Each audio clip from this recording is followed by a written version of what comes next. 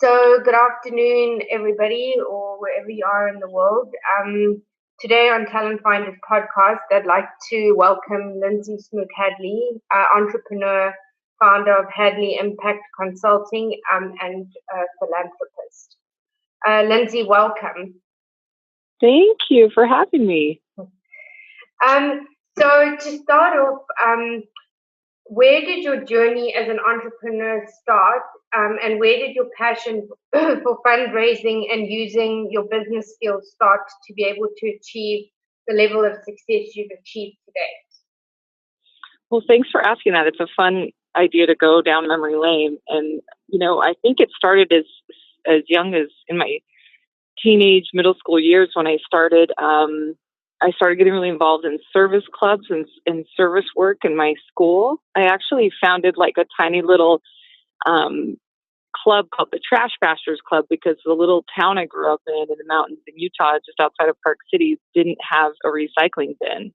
And I had just learned in my science class all about, how important it is to recycle and, the impact we have as human beings on the environment. And I got all fired up and thought, why don't we have a recycling bin? And my teacher, who was my 7th grade science teacher, was like, I'm going to help. He was really supportive and actually mentored us to get that done. And so we started this club and I learned how to galvanize support from my peers and incentivize them with pizza, to come to the meetings, and amazing. I learned how at a very young age, I think as young as 12, 13, how to be, I guess, a leader in a position of trying to make a difference. And it was a really great experience. I actually my first fundraising actually also took place at that same age around that same project. I went as a little tiny middle schooler and pitched the local Rotary Club for a $5,000 check so that they could fund the recycling bin to put at our local grocery store. And I promised that every Saturday, the students would clean out the bin and make sure that, it was just recyclable, and that would make it self-sustaining. And anyway, they gave me the $5,000. So that's how I it all started. And then from there went on to, humanitarian work and development work in developing countries. So I did projects in Mexico, Peru, Thailand, Kenya, and learned a lot about, the assumptions that we can sometimes make in our best efforts to help. Sometimes we create, more dependence, or, we don't have the sensitivities culturally we should have, or we make assumptions about take for granted some of the thinking that comes from our, Western culture that may or may not be the most impactful, helpful thing. And I got a really great education by being boots on the ground, so to speak, in developed countries in my early career. And that led later to doing large scale events, fundraising, campaigning. When I got pregnant with my now 11-year-old son, and I didn't want to be trekking malaria-ridden jungles as much anymore. Oh, wow. It's amazing. So the next question is, what have been some of your biggest lessons and learnings as an entrepreneur in the fundraising and philanthropic landscape? So I hope that makes sense. Oh, the biggest successes? Is that right? Oh, no, the biggest lessons. So what are the biggest lessons and learnings as an entrepreneur? So taking your entrepreneurial skill, and fundraising. Well, thank you. Well, I've learned so many incredible lessons, but probably the most paramount lesson, and it sounds something that, I don't know, it sounds like an obvious, simple, everybody knows that, but what I've found is that common sense is not always common practice. Yeah. And at least it certainly hadn't been for me until I learned the lesson in a painful way. But it's always, my dad used to say, he's an entrepreneur, and he used to always say, it's the people and not the deal. And that is so, so true. It matters who you're doing projects with, not so much what you're doing. What you're doing matters unequivocally, that it's substantive and it has real impact and there's real value proposition to the market and to other people. However, when you've got the right people around the table, they'll figure that problem out. They'll try to be value creators. So the pre-qualifier to kind of everything I do now is I try to figure out who I want to do it with and less about what, Yes. And it makes life so much easier. And I didn't know that. I didn't understand how to understand and pick people of character. I thought that if they were nice, or if they were really talented, or if they were really connected, or, they were nice to me and they've got a lot done, so therefore they must have character. Well, that's not necessarily the case. Like, No. character is a totally different thing. Someone having integrity, someone being other-centric and putting partners and people first, like, that's an entirely different, posture in the world. And those people are actually, unfortunately, more rare than they are common. And so finding them and making sure you connect to them is what will be life-giving, is what I've learned. That's probably the biggest lesson I've learned as an entrepreneur. Wow, that's amazing. And so it's also like about the team that you're building, I suppose, as well. Yes. Everybody's got to bring their skill to the table. Yeah, whether it's an investor, a partner, a staff member, a client, everything. It's just all about their heart, and their intentions and their kind of high capacity and high character combination. It's really, really special. And finding that is paramount. Yes. And probably quite rare, as you say. Yeah, it's more rare than I think. There's a lot of wonderful people in the world, but it's something I don't take for granted anymore, just because I get along with someone on first glance. Sometimes somebody makes a great friend, or a great associate, and not a great business partner, right? Sometimes somebody makes a great vendor, but not a great client, So those kinds of things, understanding those different roles that people can play, and then knowing how to pick, like I said, and vet character is something I've learned definitely the hard way over time. For sure. Well, it's amazing. Thank you for sharing. So you have worked with on some incredible projects globally, and succeeded in leveraging billions of dollars. Can you share a little bit more about your journey and your experiences through this? And having worked with some of the biggest organizations like Global Citizen, Nelson Mandela Foundation, and the Mala Mala Foundation. So can you just share a little bit more about that? Yeah, sure. As I mentioned, when I got pregnant with my son, I decided to do, more events and campaigns, and I put on a music festival. Started out with music concerts, and I grew to music festivals. And at the beginning of my career, they were, classic charity events, like where the ticket sales and the merchandise and the donations and the sponsorship were how we generated revenue, and whatever those profit margins were on that event, that went to the cause. And the most successful event I'd ever been a part of had raised just over $1 million. And that was just, and that was a pretty great night, right, for most charity events. But like where there's a total trajectory is when I met the team from Australia from the Global Poverty Project.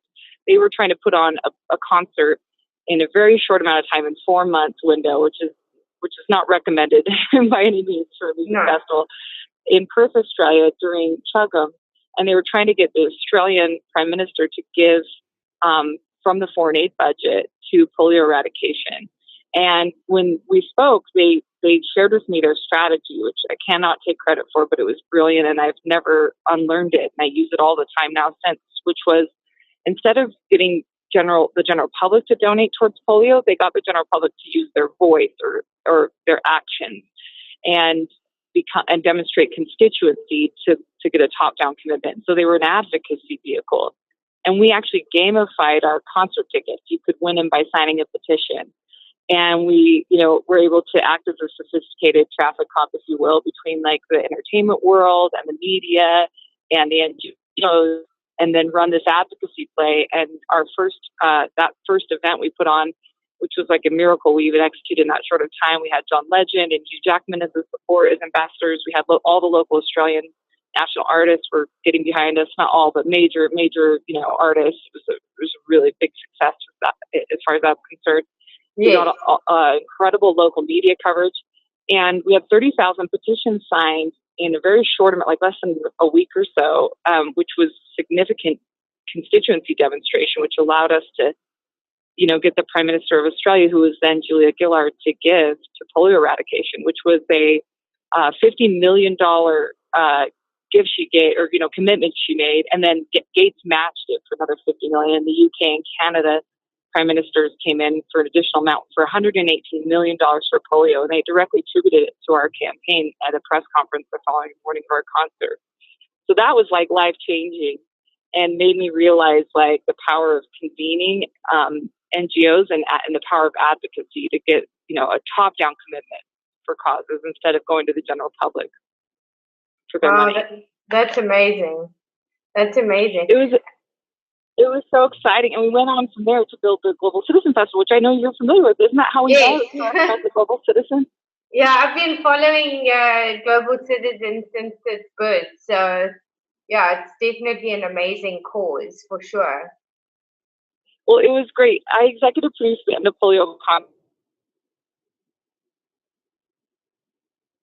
Produced the first Global Citizen Festival, which I did in the first 3 years. I was their chief development officer and their executive producer for those events. So as a founding member of that, I'm so proud to see what's happened, and where it's gone.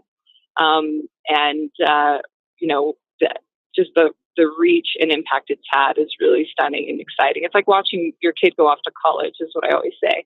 Yes, exactly. And also like taking the concept from paper to, the end result or the end product is something quite phenomenal. So.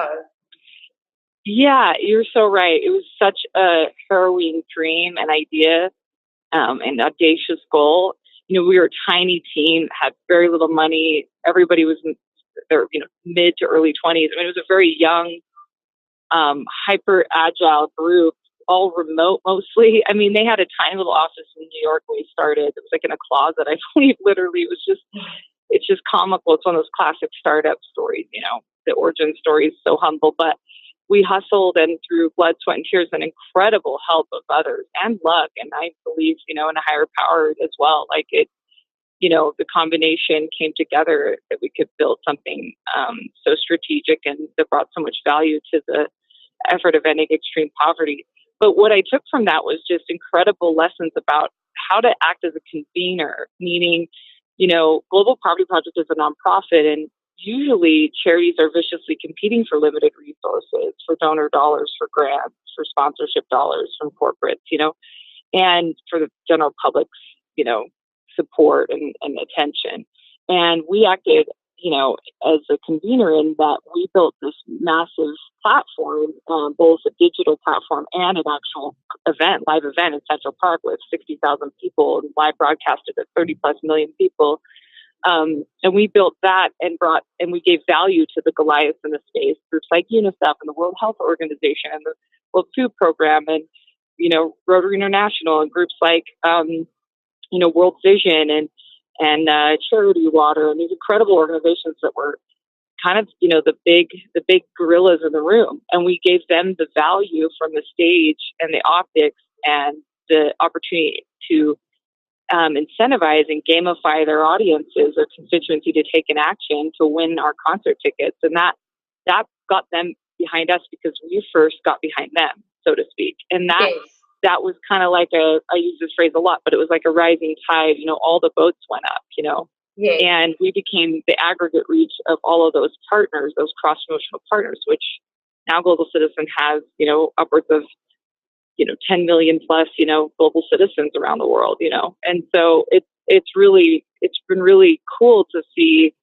these concepts that we hear all the time, like, oh, we can get more done if we work together, or you can accomplish anything if you don't care who gets the credit, like that. Those kinds of, platitudes are totally true. And again, these are things that are common sense that are sadly not common practice, and they're everything. Exactly. We can't stress it enough, For sure. So out of this experience, what has been some of the greatest or some of your greatest highlights in your career? I mean, the end of polio was pretty special just because there was such a clear, when I look back on it, it was such a clear, trajectory for my career, but also, I mean, at $1 per vaccination, $118 million in polio vaccinations meant 118 million people would not have polio. And it's an infectious disease. And so as we beat it back through vaccination process, we could actually eradicate this disease. It's so close. When I was working there when we put that concert on in 2011, it was still endemic in India. Polio was, and other than smallpox, we've never eradicated a disease as humankind. And so, it's a very worthy and exciting idea and concept, because it's like landing on the moon type stuff. I mean, it's truly revolutionary. Yes. And what's so exciting about, I think, vaccinations and science, I think it's straightforward. It's something we can tackle. It's something we can cross off and then allocate those resources to something else in the developing world, and yes. be done with that thing. I mean, it's just really, it's an awe-inspiring story. And Jonas Salk, who invented the polio vaccination, actually could have patented, his findings and would have been worth untold wealth, he'd be worth billions. Yes. But instead, there's a line in the media where someone interviewed him, Mr. Salk, why did you not patent your vaccination? And he said, well, can you patent the sun? Which was like such a beautiful line, just for him to view it as like a gift to everyone, to the, our whole ecosystem. Like, what a gorgeous way of looking at the world. And so, that was a really inspiring moment for me. But, I would say in terms of scale or scope, Global Citizen has been, is becoming more and more like a household force and name in the nonprofit sector. And it's been wonderful to have been a part of something that has had such stratospheric success. But I will say, on a personal level, the greatest honor of my career has been working with a man named Joe Ritchie out of Chicago, who's a retired philanthropist, if you'll call him that. It's not quite right. He's very generous, and all he does is try to make the world a better place now. But he's so renegade and so visionary and so out of the box as an outlier in the best, most magical way that it's hard to define him. Yes. He made his money is totally disrupting the options trade market. And he's a legend in the financial world. And he's just the most humble, unassuming, beautiful person I've ever met. I mean, he's the best man I know, and I admire him with my whole heart. And just to work with him and be a part of his team and family, who are just as precious as he is, it's just one of the greatest honors of my life. So going back to my first comment about the lessons learned, that, who and not what, yes. It's brought me so much joy. It's blessed my life temporally, professionally, spiritually, emotionally, every way you can imagine. He's just lit my light up like a Christmas tree, and my whole family has been benefited. So I could incredible highlight in my life and, of course, career. Wow, that's amazing. And so people like him, I mean, how do you even begin to connect with people like him? Or is this just through your network itself, or? Well, yeah, that's a great question. I mean, yes, through my network, so to speak. I mean, I like to attribute it by the grace of God, but, yes. But totally, yeah. We met actually because I was working with Deborah Lee Furness, who's Hugh Jackman's wife. She was putting together a really cool project trying to address orphans and with the approach of helping kids around the world get adopted. Yeah. And she adopted her two beautiful children, and she's also someone that is just full of high capacity and high character, like we talked about, just a marvelous human being. And she, I was at her home, and we were putting together a fundraiser with like an intimate group of potential donors. And Joe, I connected to Joe through a friend at Global Poverty Project. And so I was able to bring Joe out, and we built a relationship through that, and then, I could see in 5 minutes that he was, otherworldly, so to speak. I mean, he lived 100 lifetimes and not meet someone like him. So I just followed him around like a little sycophant puppy until he just decided to accept me, I think. That's amazing. That's amazing. Yeah, he's become an amazing mentor. And now he's a client in a way. I mean, but I just feel like he's family, and we're doing such fun stuff together. We work on all kinds of projects, from like foster care here in America to, tourism and helping lift the GDP of the country of Guatemala, working with the ambassador of the U.S. there. Work that we're doing regarding, issues in our country that have divided our country in recent decades around race and politics, economic type hacks that he's developed, because he is just like a total genius that way. Just anything that him and his family are excited about, or that even sometimes I'll bring to them. Look at this fantastic opportunity or people, and we're trying to just get up to good together. It's really fun.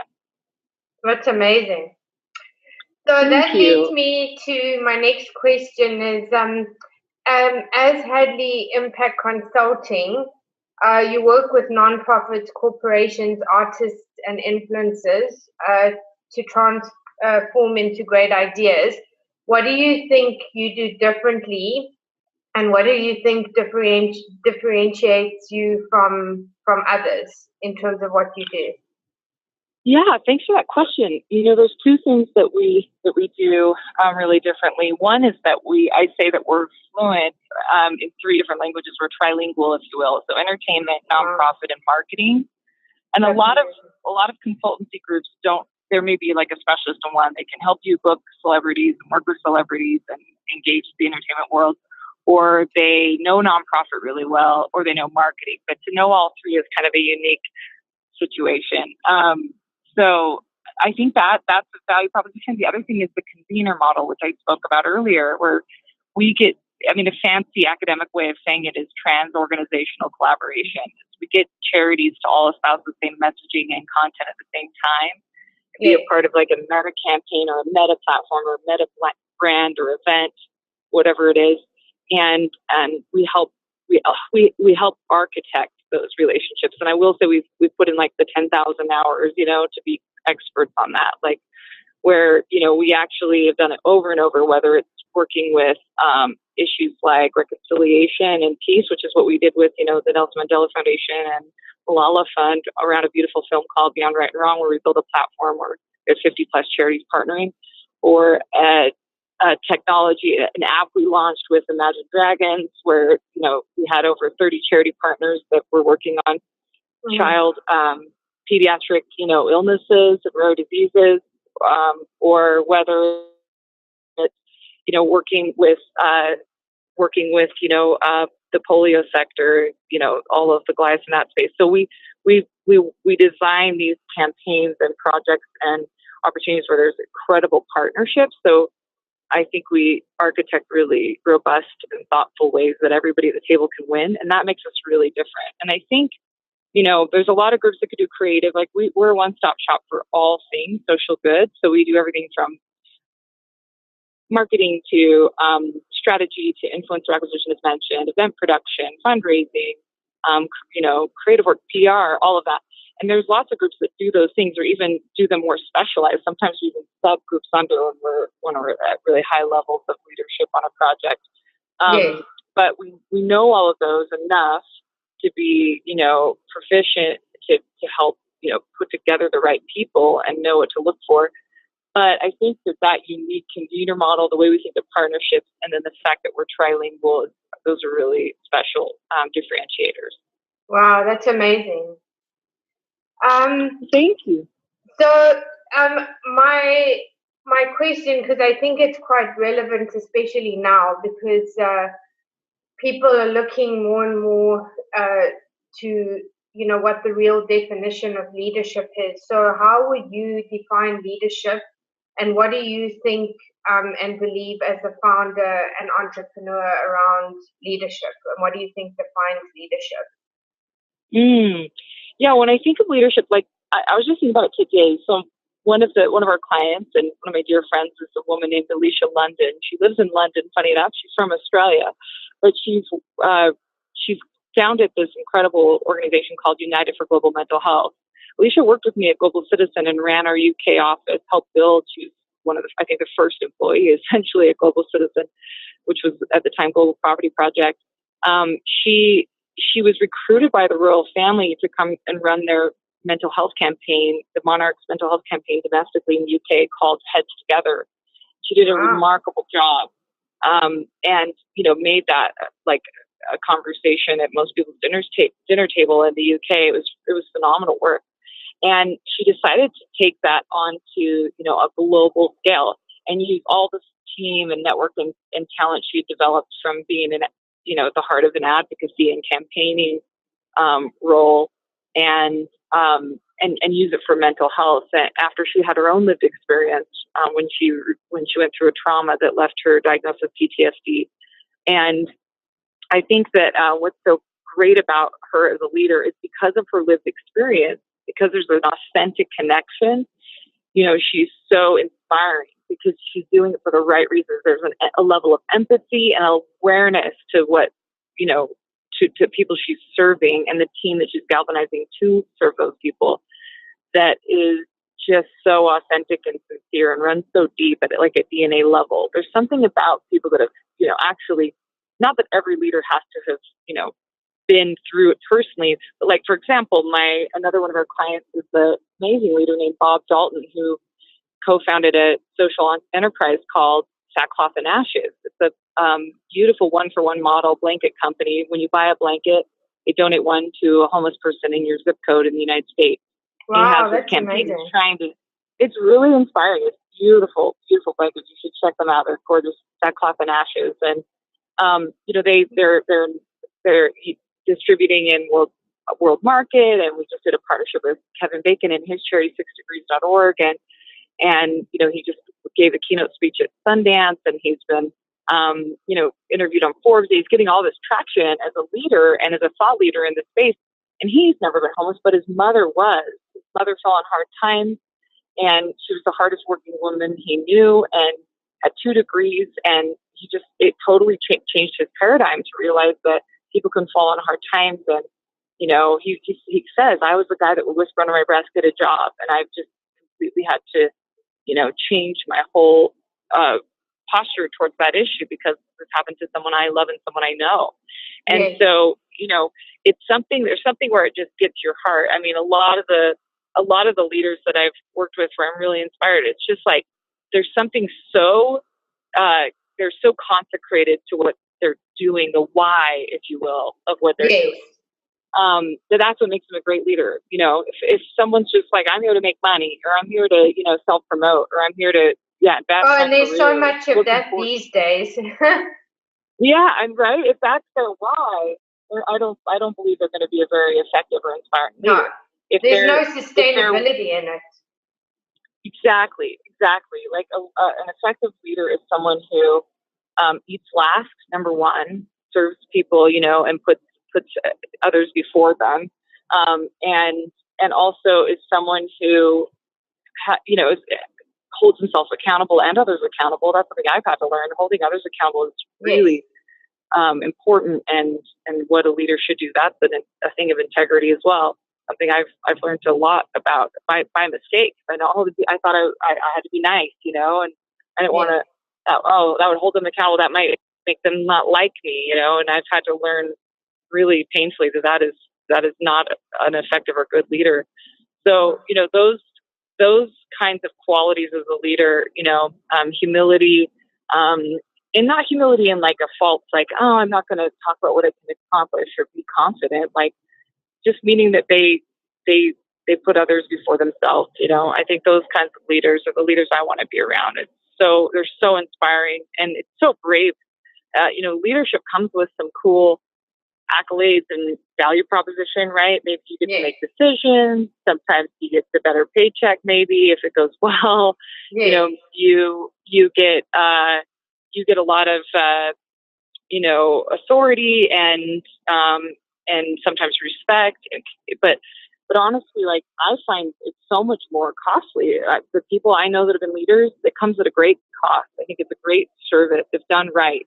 It's not done just for those selfish reasons, it comes as a real sacrifice, really. And I think that is at the heart of leadership, is sacrifice. Absolutely. So, leading on to that, what are some of the online and social media platforms you use, and what do you feel do differently in using these technologies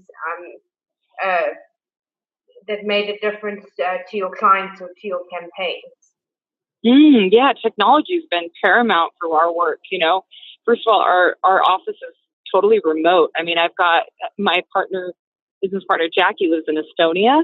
Yes. I've got team members in Australia, New York, LA, Park City, Utah, like all over. And we've got partners, and clients all over the world. And we've worked on projects all over the world. And the ability to be remote, to basically have this little iPhone at your office, is life-changing for me as both as a professional to get things done as effectively as we do, but also as a mom. I have three little boys, and I work from home. I travel, of course, and they travel often with me, and my family. But ultimately, technology has been an incredible enabling tool.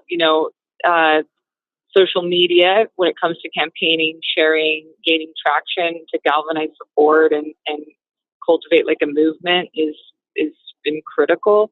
Fundraising technologies and white label, platforms that you can use now and just plug and play, so you don't have to spend all the money and resources to reinvent the wheel. It's just really stunning. I mean, it's really like happening at a hyper focus. It's really cool. One issue that though, on like the other side of the coin, so to speak, or the shadow side of that, is that all charities are utilizing all of these platforms, and you've got to be better. And you've got to really cut above, because there's a lot of noise and a lot of asks and a lot of conversations happening. So you really have to it demands excellence, I think, in messaging, marketing, content and impact. I think, which is cool to see. I think it's pushing us to be more effective in the nonprofit sector. Yeah, no, that's paramount. Like you said, it's well, that's great, and that's like what most people are doing now, anyways, working remotely from wherever. So it's great that you have a great team, that you don't all have to go into an office, and then you can still be there for your children. Yeah, it's been amazing, and the time zones, and yes, that's always the challenge. Yeah. And the last question, just to finish off, what would your advice be to other female founders and startups, and what would your 3 key pieces of advice be to any other entrepreneurs that you could share? What would be those 3 key elements? My advice would be to any entrepreneurs would be to find good mentors. And good people. Again, the people thing. I mean, I don't mean to belabor it, but yes, I think the biggest thing I learned really painfully was I really love people naturally. Like it's a natural reaction for me when I meet new people to just fall in love with them and see the best in them. And it's brought me a lot of joy because I do that. However, it's brought me pain at the same time, because I will often not date someone, so to speak, in the partnership or, relationship in terms of professionally. I'll just get married right away, so to speak, right? Like, yes. I'll be like, let's do something. And those were some of the most painful lessons of my life, is not I had a partnership that failed really miserably and very painfully. Yes. And, this person was what we considered one of our closest family friends before we met, then got into business, and I treated them like family, right? But they, if I had just I would have found out that the 4 previous places of employment ended very badly, and deep into our relationship, well into it, tons of sweat equity, investment, all this emotional, leverage. I called these people that he used to work with, and they all said, don't see about his character that wasn't shiny. And I wish that I had known, because then if I had actually done that up front, I wouldn't have had the problems that I ran into, So I think vetting people, learning more about them, going slow to go fast later. You know what I mean? Those are things that I've had to learn. And I don't know, sometimes as an entrepreneur, you're hustling to get things done. You have a lot of pressure and a lot of, you got to take risks. You got to trust people. And I think balancing that with due diligence and care and trepidation And if you're like me, most leaders and entrepreneurs, that are like, visionaries, so to speak, creating something and putting something together, they have to have faith. They have to believe. They have to jump and then build their parachute on the way down. So what I recommend is finding someone who has like the brakes, someone who looks for, like liabilities and warns. We've had people like that on our team all along, and it's really, I've learned to listen to them more as he proved right over and over. Like, this could go wrong. What about this? And this is the problem, and just taking a lot of caution in voices that heed, concern. And I think that's a big advice. And another thing I'd say is, really get focused. I think that's another thing. A lot of talented people that are entrepreneurs can do a lot of things. They have like high capacity for a lot, generally speaking. So, to just have the discipline to say no is something that I'm still learning. And it's something that takes a lot of discipline, actually. Again, having people around you, if you're somebody who always wants to say yes and has serious FOMO, like, get people around you that will say, we can't do that. That will be oversubscribing ourselves. We'll be overspending. We can't, just anyone who can help make up for your weaknesses. And if you're a really hyper conservative person and you kind of have paralysis, then get somebody with you to partner who's like a charger, and there'll be a tension there between you. But as long as they're really wonderful people and have your best interest, that tension can be a beautiful gift. Otherwise it might be the bane of your existence. It's not the right match.